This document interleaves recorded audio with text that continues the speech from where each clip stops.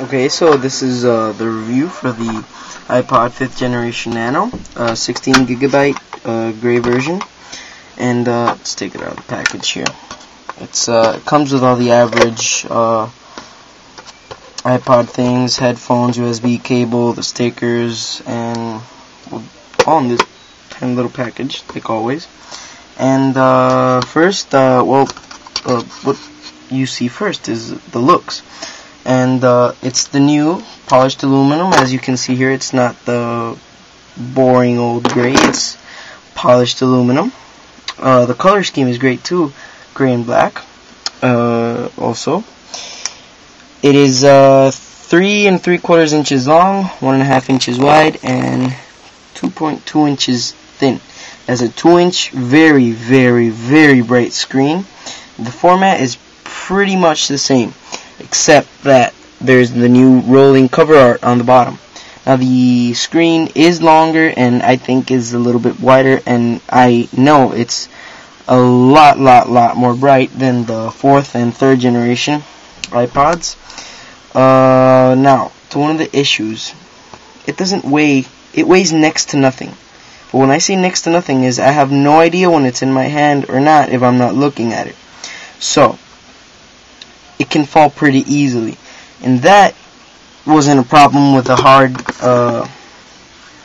settings for the 3rd and 4th generation. But for the 5th generation, they used kind of a soft polished aluminum thing, and which fell already and kind of bent the metal already, and it's a day old.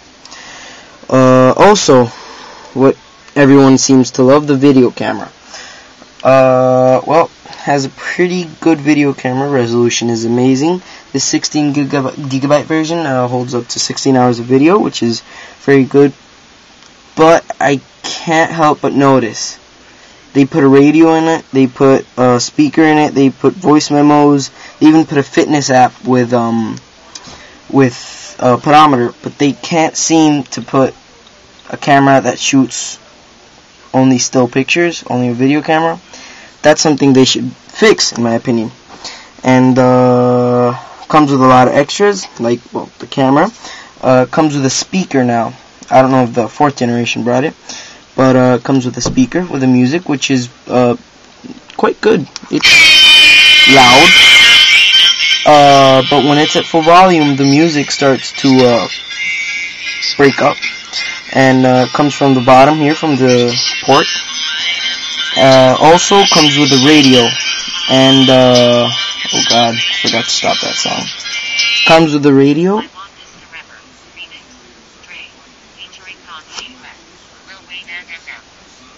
It talks to you. The iPod talks to you, which is quite good, and it's not a digital voice either. It sounds quite good. Has a radio on it. Now, there's a problem.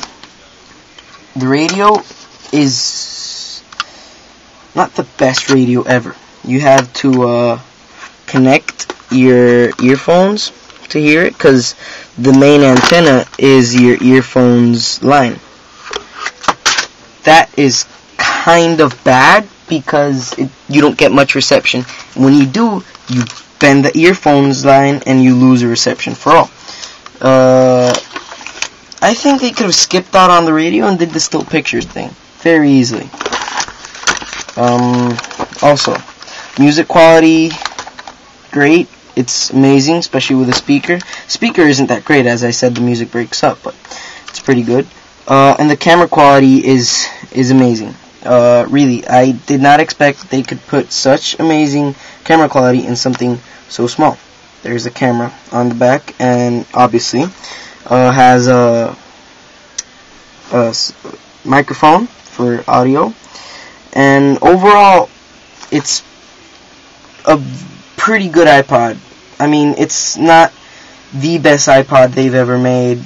It's not the prettiest, well, maybe it's the prettiest iPod they've ever made, but certainly not the best. And there's pretty much a very important issue, which this was $200, which some people would say is a bargain for 16 gigabyte Nano, but you can get a 16 gigabyte MP3 player not being an iPod for, well, a lot less.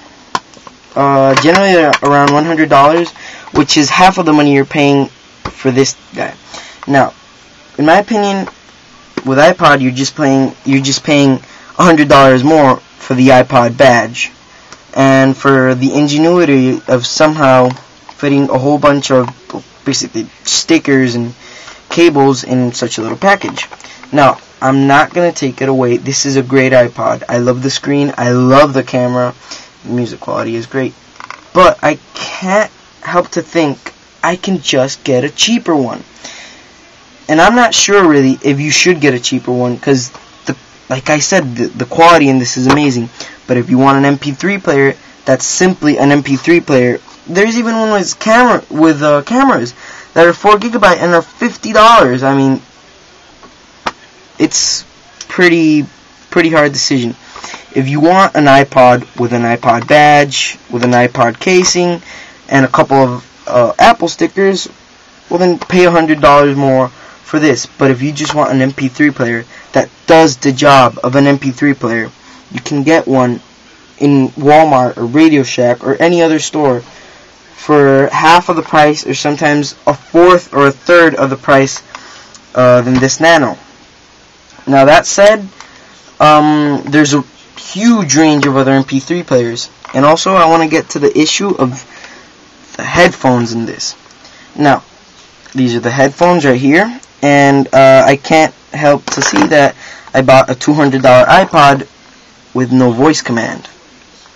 I have no voice command and no volume control on my headset. Now, I don't know if that was a glitch or if it's supposed to be like that, but even though these Apple headsets are extremely uncomfortable when you have them for more than an hour. So why can't they just do an in-ear headphone?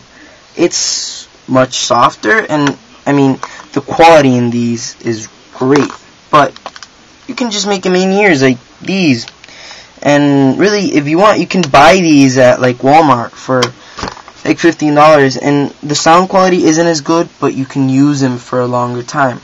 So really, what we're getting to is that if you want an MP3 player that does the job of an MP3 player, you can get one that's cheaper. That's not necessarily better, but that's cheaper and does the job of an MP3 player from, something that's much cheaper and much more comfortable with the headphones. But if you want an iPod and a couple of Apple stickers and something that looks extremely pretty with a great camera, then you get an iPod. But for my opinion, I don't know, you could get something that's the same for half the price. So I don't know, you guys choose.